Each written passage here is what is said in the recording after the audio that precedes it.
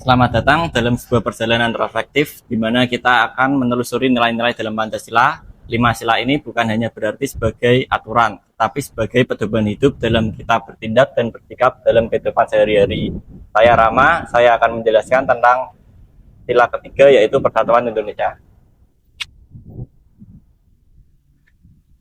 Saya Nopal, saya akan menjelaskan tentang penerapan sila pertama yaitu ketuhanan yang Maha Esa. Saya Dewarga, saya akan menjelaskan Pancasila, sila kedua, yaitu kemanusiaan yang adil dan beradab. Saya Radit, saya akan menjelaskan tentang sila keempat, yaitu kerakyatan yang dipimpin oleh hikmat kebijaksanaan dalam permusyawaratan perwakilan. Saya Syahrul. Di sini akan menjelaskan penerapan etika kehidupan sehari-hari pada sila kelima, keadilan sosial bagi seluruh rakyat Indonesia. Oke.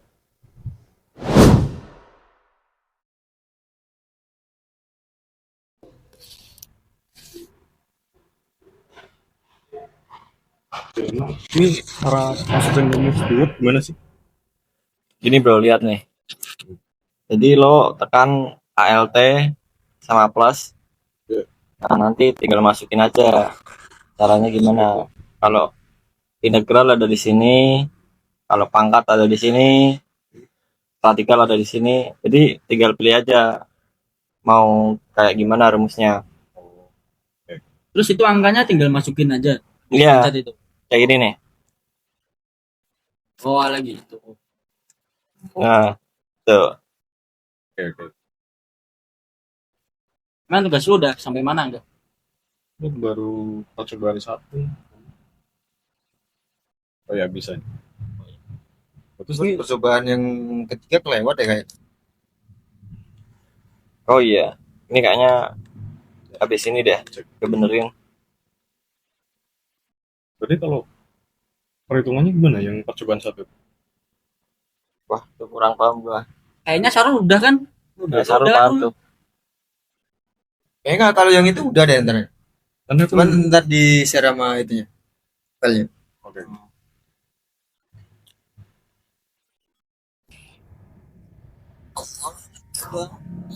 Udah azan. Pada sholat pun juga. Ayolah, ini juga lah. Yuk, kan ngerul. Oh iya, lupa.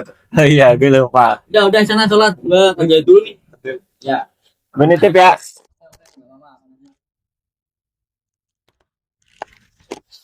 Udah yuk. Udah habis waktunya.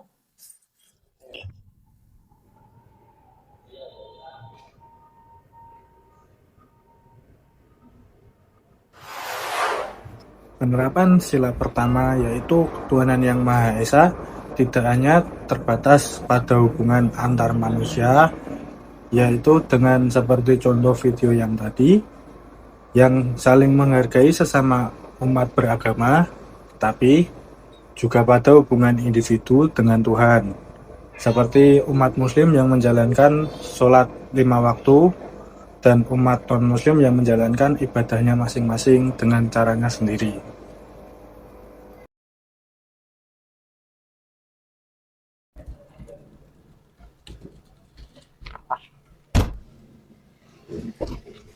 Emang kerja tugas gua mah Lah, kenapa harus gua yang ngerjain? kan lu kan dapat beasiswa, sedangkan gua kan nggak dapat beasiswa. Gua per bulannya kan bayar terus. Kita kan beda level mah. Yang apa nih yang dibahas beda level? Ini loh Rul. Dia kan dapat beasiswa. Jadi kan anak berprestasi, pintar kan. Sedangkan kita kan ya sederhana kan. Apalagi kan per bulannya bayar kita. Nah kan tugas dia kan lebih banyak daripada kita. Ya meskipun gitu jangan dimanfaatin lah. Ya itu namanya kamu menindas si Rama. Kalau tugas pribadimu lu kasih ke dia gitu. Ini kan tugas kelompok. Kita bertiga. Tapi kan sebelumnya udah kita bagi gitu. Jadi lama. Jadi masing-masing. Sini. Baperan banget sih lu Rul. Dah, buat tiga lah.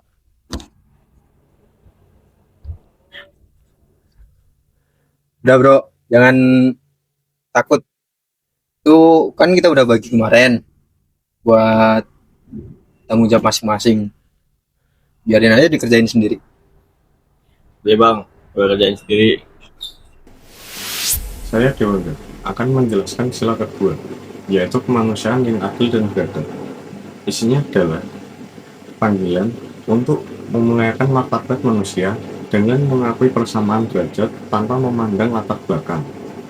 Poin intinya menekankan pada pengembangan sikap tenggang rasa dan tidak semena-mena terhadap orang lain, yang diwujudkan melalui tutur kata dan perilaku yang beretika. Lebih dari sekedar perasaan, sila ini menuntut aksi nyata untuk berani membela kebenaran, menjunjung tinggi nilai-nilai keadilan, dan aktif dalam kegiatan kemanusiaan guna menciptakan keharmonisan baik di lingkungan sekitar maupun pergaulan dunia. Terima kasih.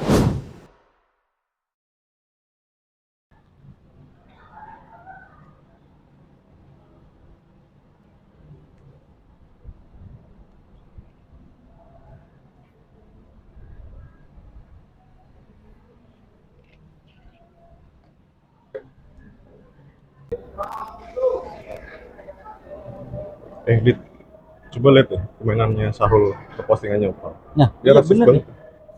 Parah bener ya. Dia Nggak kayak ngatain gini hitam. loh. Itu si Syahrul. Nah, iya. Rul,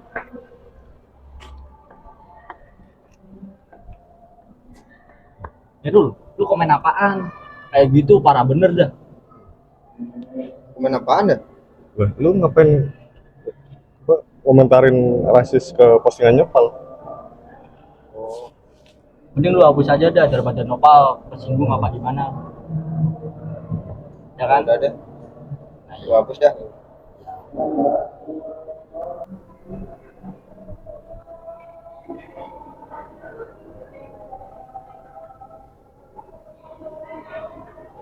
Nah gitu Rul, mending lu hapus.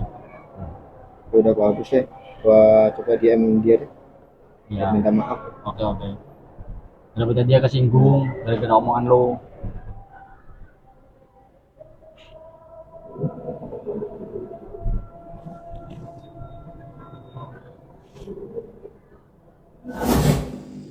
Dalam zaman tersebut, perilaku Syahrul yang mengajak kepal mencerminkan kurangnya rasa persatuan dan saling menghargai antar individu. Tindakan mengejek dapat menimbulkan konflik dan memecah keharmonisan dalam kelompok. Namun, Hatunia Radit dan Dewangga yang memberikan saran dan menyadarkan Syahrul menunjukkan pentingnya sikap toleransi, empati, dan saling menghargai. Pesan moral dari drama ini menekankan bahwa menjaga persatuan memerlukan kesadaran untuk menghormati orang lain, menahan diri, dan dari merendahkan dan berperan aktif dalam membangun hubungan yang harmonis. Dengan kata lain, sila ketiga dapat diwujudkan melalui penghormatan terhadap sesama dan upaya menjaga persatuan dalam interaksi sehari-hari, bahkan dalam situasi yang menimbulkan emosi atau perbedaan pendapat. Lo tau gak? Kalian semua gue kumpulin di sini buat apa? Apaan? Lihat tuh, sampah-sampah pada berserakan di mana-mana. Terus masalahnya sama kita apa? Kan kita udah bayar UKT tiap bulan. Itu udah soal kebersihan kampus, udah soal manajemen lah. Gak bisa gitu dong, Bang. Etika kita jadi mahasiswa di mana kalau gitu? Kalau semua mahasiswa berpikir kayak gitu, mau jadi apa teman kita ini? Belum kita lulus mau jadi TPA ini, aman. Nah, terus solusinya apa? Gini gimana? Kalau kita bikin gerakan meja bersih. Jadi setiap organisasi mahasiswa termasuk kita bikin jadwal piket. Bukan buat bersih-bersih, tapi buat edukasi. Jadi buat ngingetin teman-teman yang lain lewat stiker unik di meja atau minta pihak kampus buat nambahin tong sampah tambahan di sekitar sini. Kita tunjukin bahwa mahasiswa itu juga peduli. Kalau gue sih oke ya kalau buat poster-poster gitu atau stiker-stiker unik. Tapi kalau buat bersihin area taman tiap hari gue enggak ya. Boleh tuh, setuju gua juga. Ntar boleh dah gua yang bagian bikin stikernya. Oke, berarti kita sepakat ya. Kita nambah poster sama buat stiker. Lu yang desain ya, Rul? Oke, boleh. Kita sepakat? Sepakat. Jadi sila keempat bukan sekedar urusan politik, tapi adalah cara kita beretika setiap hari. Ya, mengajarkan bahwa solusi terbaik tidak lain dari siapa yang paling keras bersuara, melainkan dari kebijaksanaan untuk mau mendengarkan. Hari ini kita memilih untuk meninggalkan ego dan mengutamakan kepentingan bersama. Karena pada akhirnya esensi dari musyawarah bukan hanya soal mencapai mufakat, tapi soal tanggung jawab moral kita untuk menjaga martabat bersama dan keaslian lingkungan kita. Inilah etika Pancasila, etika kita semua.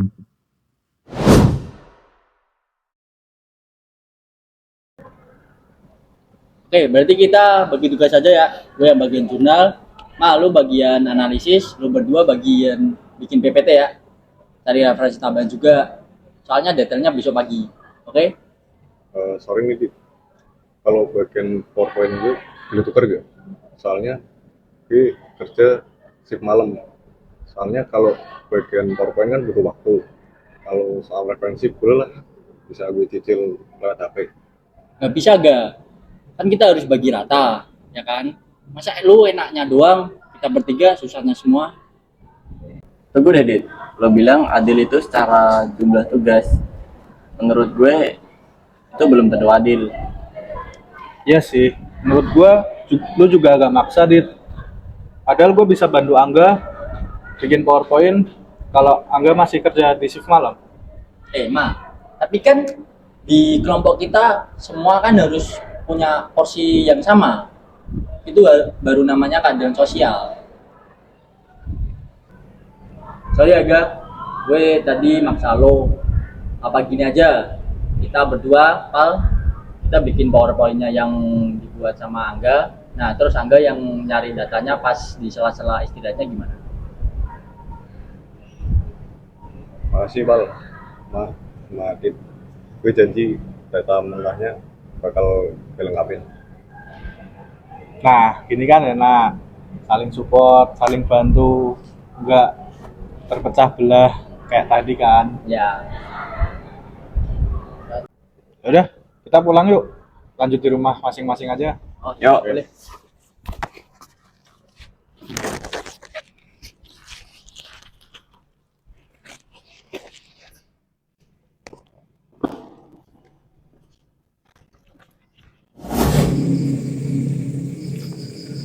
Dari cuplikan video sebelumnya, kita belajar makna tentang Pancasila kelima. Keadilan bukan hanya sekedar membagi kue menjadi identik sama rata untuk semua orang. Namun, keadilan membagi siapa yang lapar mendapatkan bagian yang mengenyangkan. Siapa yang berusaha lebih mendapatkan apresiasi yang pantas untuk dia dapatkan. Sila kelima ini menjadikan simbol keseimbangan.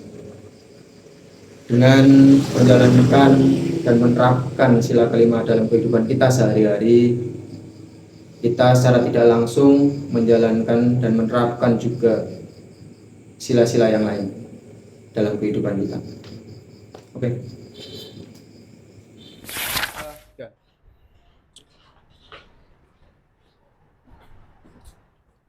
Oke.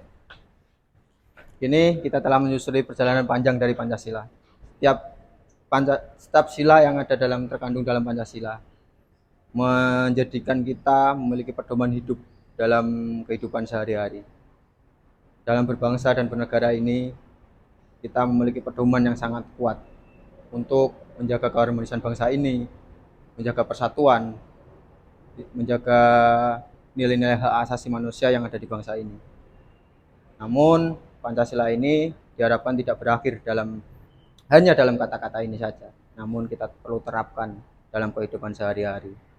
Sebagai pemuda dan penerus dari bangsa ini yang akan melanjutkan perjalanan dari para pejuang yang terdahulu, kita perlu menjaga nilai-nilai luhur yang ada di dalam Pancasila.